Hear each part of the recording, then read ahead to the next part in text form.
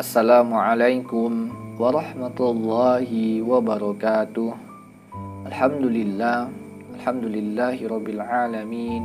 Assalatu wassalamu ala asyrafil anbiya'i wal mursalin Sayyidina Muhammadin wa ala alihi wa ashabihi ajma'in. Amma ba'du.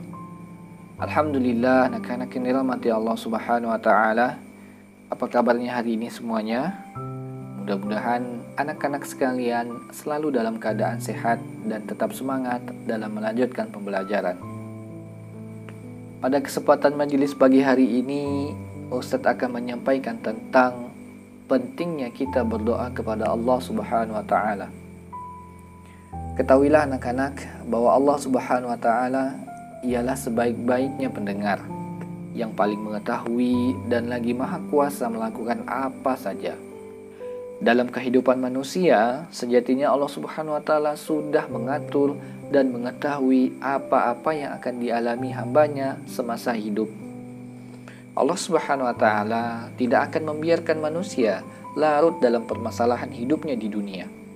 Oleh karena itu, manusia dalam setiap kesulitan ataupun keinginan, hendaklah manusia berdoa kepada Allah Subhanahu wa taala. Memanjatkan doa sama halnya kita sebagai manusia sedang berkomunikasi kepada Allah Subhanahu wa taala. Berkeluh kesah, meminta pertolongan, meminta solusi atas permasalahan yang sedang dihadapi, bahkan membicarakan seputar angan dan cita-cita yang mungkin belum terlaksana dalam hidup.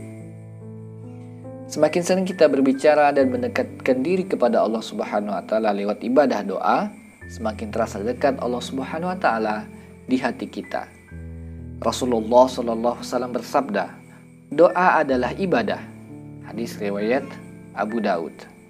Kemudian Allah Subhanahu wa taala juga berfirman di dalam Al-Qur'an, A'udzu billahi minasyaitonir rajim.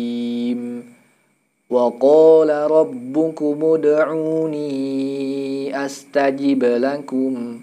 Innalladzina yastakbiruna an ibadati sayadkhuluna jahannama dakhirin. Shadaqallahul azim. Yang artinya, berdoalah kepadaku, niscaya kukabulkan. Sesungguhnya orang-orang yang sombong, enggan beribadah kepadaku, akan masuk ke neraka jahanam dalam keadaan terhina. Quran Surah Ghafir ayat 60.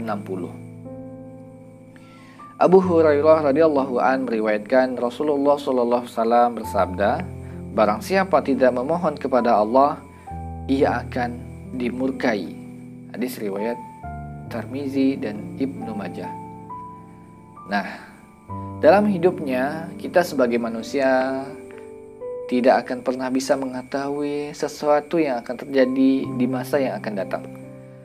Untuk melindungi hal-hal yang tidak baik atau merugikan kita pada saat sekarang ataupun nanti, semua manusia sadar bahwa sesama manusia tidak akan mampu membantu dirinya dalam menyelesaikan masalah hal-hal yang tidak kita ketahui. Ini berarti manusia kita mutlak sepenuhnya membutuhkan pertolongan Allah Subhanahu wa taala. Tidak dipungkiri bahwasanya Allah Subhanahu wa taala telah memberikan petunjuk kepada kita agar senantiasa memanjatkan doa kepadanya.